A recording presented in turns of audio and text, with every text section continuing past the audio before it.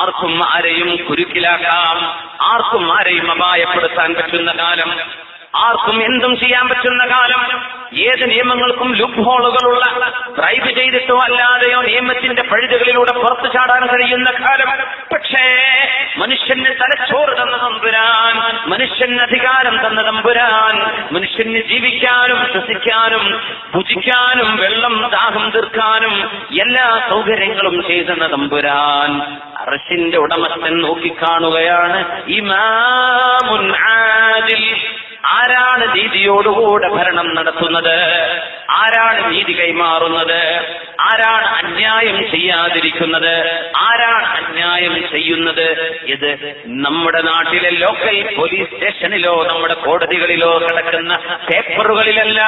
നിങ്ങൾ ചെയ്ത യാഥാർത്ഥ്യം എന്തോ എന്ന് അള്ളാഹുവിന്റെ മുമ്പിൽ തുറന്നടിക്കപ്പെടുന്ന ലോകം നമ്മൾ കണ്ണു ചുമ്മിയാൽ ആരംഭിക്കുന്ന ലോകത്താണ് കിടക്കുന്നത്. ദൂരമില്ല. ഖബറിന്റെ ജീവിതത്തോട് ആരംഭിക്കുന്ന ലോകമല്ലേ അത്. അതുകൊണ്ടാണ്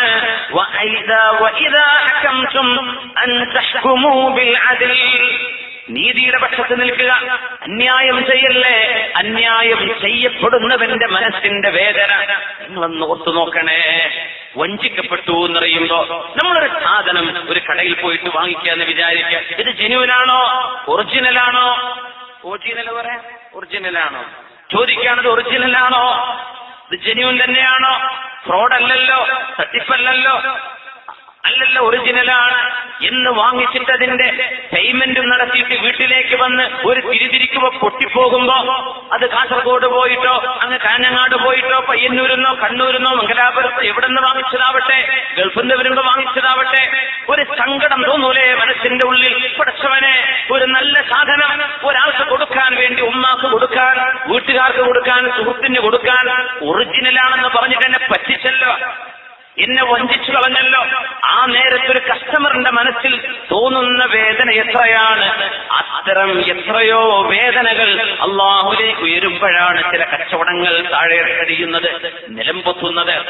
എത്രയോ പാറിപ്പറന്ന ബിസിനസ്സുകൾ നിലം തൊടാൻ കഴിയാതെ പാറിപ്പറന്നിരുന്ന ബിസിനസ്സുകളൊക്കെ ഒരു സുപ്രഭാതത്തിൽ അങ്ങ് നിലംപൊത്തുന്നത് എത്രയോ കസ്റ്റമറുകളുടെ പ്രാർത്ഥനയാണ്. ദഅവത്തുൽ മദ്ലൂമീങ്ങളുടെ ആക്രമിക്കപ്പെട്ടവരുടെ പ്രാർത്ഥനയാണ്. അല്ലാഹുവിന്റെ റസൂൽ സ്വല്ലല്ലാഹു അലൈഹി വസല്ലം തങ്ങൾ പറഞ്ഞിട്ടുണ്ട്, ഏറ്റവും ഉത്തരം കിട്ടാൻ എളുപ്പമാണ് ആക്രമിക്കപ്പെട്ടവന്റെ പ്രാർത്ഥന. അതുകൊണ്ട് ഇത്തഖൂ ദഅവത്തൽ മദ്ലൂം ഫഇന്നഹു ലൈസ ബൈനഹു വബൈനല്ലാഹി ഹായിൽ. ആരെയും ആക്രമിക്കല്ലേ. ആക്രമിക്കുക എന്ന് പറയുമ്പോൾ നമ്മൾ ശരീരം കൊണ്ട് മാത്രമാണ് വിചാരിക്കുന്നുണ്ടോ? നമ്മൾ എഴുതിവിടുന്ന കമന്റുകൾ, അന്യായമായി ഇടപെടുന്നത്, നമ്മൾ പറയുന്നത്, എഴുതിവിടുന്നത് അള്ളാഹുവിന്റെ പൊരുത്തം ഉദ്ദേശിക്കാതെ ഫിത്നയും ഫസാദുകളും ഉണ്ടാവാൻ, ഭിന്നിപ്പുണ്ടാവാൻ, തമ്മിൽ തല്ലിക്കാൻ, വിദ്വേഷമുണ്ടാക്കാൻ ആരെന്തൊക്കെ ചെയ്യുന്നവരൊക്കെ ദുൽമുകളല്ലേ, ദുൽമല്ലേ അതൊക്കെ. ഇത് അതെല്ലാം കുമിഞ്ഞുകൂടുമ്പോൾ അന്ത്യനാളിലേക്ക് വരുമ്പോൾ ഇരുട്ടുകളുടെ ഘനീഭവിച്ച കട്ടകളായിരിക്കും ദുൽമുകൾ. അതുകൊണ്ട് മുഅ്മിനേ, അവനവന്റെ ശരീരം നോക്കിക്കോ. നാട്ടുകാർ മുഴുവൻ ചെയ്യുന്നത് ശരിയെന്ന് കരുതണ്ട. നാട്ടുകാർ ചെയ്യുന്ന നന്മ നാട്ടുകാർ ചെയ്യുന്ന പോലെ ഞാൻ ചെയ്യുമെന്ന് പറയല്ലേ. നാട്ടുകാർ നന്മ ചെയ്താൽ ഞാൻ നന്മ ചെയ്യും, നാട്ടുകാർ തിന്മ ചെയ്താൽ ഞാൻ അവരുടെ കൂടെ നിൽക്കില്ല എന്ന് ധൈര്യത്തോടുകൂടെ പറയാനുള്ള തന്റെ ഇടം മുത്തനബി തങ്ങൾ പറഞ്ഞു. ലാ തകൂനൂ ഇമ്മഅ, നിങ്ങൾ അങ്ങനെയായി പോവരുത്. നിങ്ങൾ നീതിയുടെ പക്ഷത്ത് നിൽക്കേണ്ടവരാണ്, നന്മയുടെ പക്ഷത്ത് നിൽക്കേണ്ടവരാണ്, യാഥാർത്ഥ്യത്തിന്റെ പക്ഷത്ത് നിൽക്കേണ്ടവരാണ്.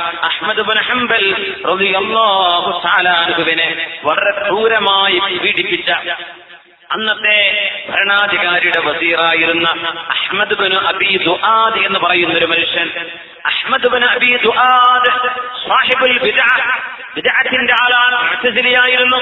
അഹ്മദ് ഇബ്നു ഹംബൽ എന്നവരെ സാഹിബുസ് സുന്ന, അഹ്ലുസ് സുന്ന വൽ ജമാഅത്തിന്റെ ഇമാം അഹ്മദ് ഇബ്നു ഹംബൽ റളിയല്ലാഹു അൻഹു ഒരു ഭാഗത്ത് മഹാനവറുകളെ ദുൽമ ചെയ്യാനും ആക്രമിക്കാനും പ്രേരണ ചെയ്ത അഹ്മദ് ഇബ്നു അബീ ദുആദ് മറ്റൊരു ഭാഗത്ത്, ഇബ്നു സയ്യാദ് മറ്റൊരു ഭാഗത്ത്. അഹ്മദ് ഇബ്നു ഹംബൽ എന്നവർ ദുആ ചെയ്തിട്ടുണ്ട്, അല്ലാഹുവേ അല്ലാഹുവേ അല്ലാഹുമ്മ അലൈഹി ഫീ ദുനിയാ അല്ലാഹുമ്മ അസ്ബിഹു ഫീ ദുനിയാ അല്ലാഹുമ്മ അസ്ലുബ് നിഅമതഹ.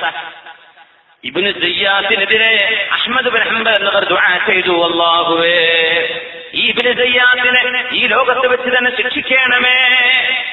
അസ്ബിഹു ഫീ ദുനിയാ അല്ലാഹുമ്മ അസ്ലുബ് നിഅമതഹ, ആ മനുഷ്യന്റെ നിഅമത്തിനെ എടുത്തു കളയണമേ എന്ന് അഹ്മദ് ബിൻ ഹംബൽ ചെയ്ത ദുആയുണ്ട്. ഇബ്നു സയ്യാദിനെതിരെ അഹ്മദ് ബിൻ അബീ ദുആദിനെതിരെ മഹാൻ ദുആ ചെയ്തിട്ടുണ്ട്, അല്ലാഹുമ്മ ഹ്ബിസുഹു ഫീ ജിസ്മി, ആ മനുഷ്യനെ അവന്റെ ശരീരം കൊണ്ട് നീ പരീക്ഷിക്കണമേ. ദുആ പറഞ്ഞെടുത്തതേയുള്ളൂ. അഹ്മദ് ബിൻ അബീ ദുആദ് എന്ന ക്രൂരനായ മന്ത്രിയുടെ ശരീരം ഒരു ഭാഗം പകുതി അങ്ങ് തളർന്നു. എങ്ങനത്തെ തളർച്ച? പാരലൈസ് ആയിപ്പോയി.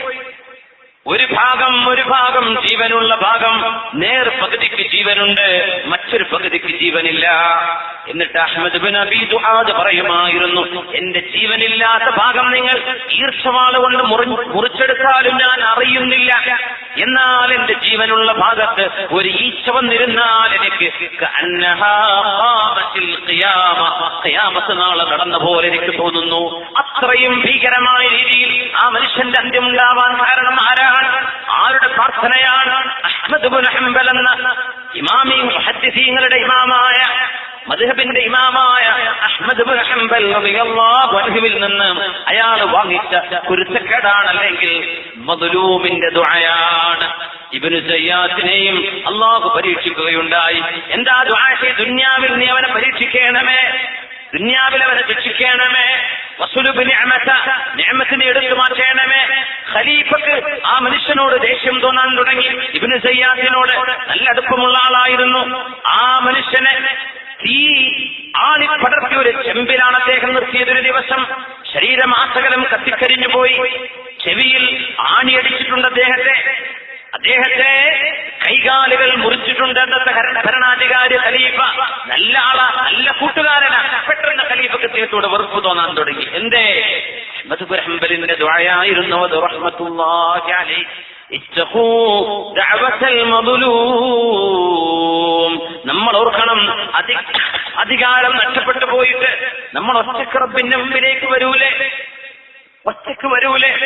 وَلَقَدْ جِئْتُمُونَا فُرَادًا كَمَا خَلَقْنَاكُمْ أَوَّلَ مَرَّةٍ وَتَرَكْتُم مَّا خَوَّلْنَاكُمْ وَرَاءَ ظُهُورِكُمْ.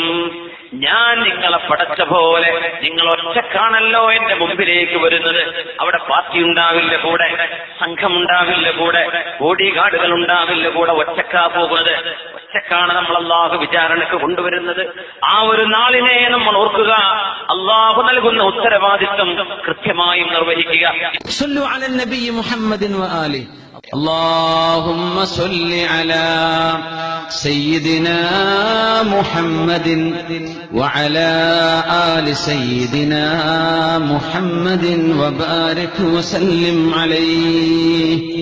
اللهم صل على سيدنا محمد وعلى آل سيدنا محمد وبارك وسلم عليه. ഒരുപാട് സ്വലാത്ത് നമ്മുടെ ഹബീബിന്റെ ഹളറത്തിലേക്ക് എത്തും. അള്ളാഹു എത്തിച്ചു കൊടുക്കട്ടെ, അവിടുത്തെ അള്ളാഹു സന്തോഷിപ്പിക്കട്ടെ.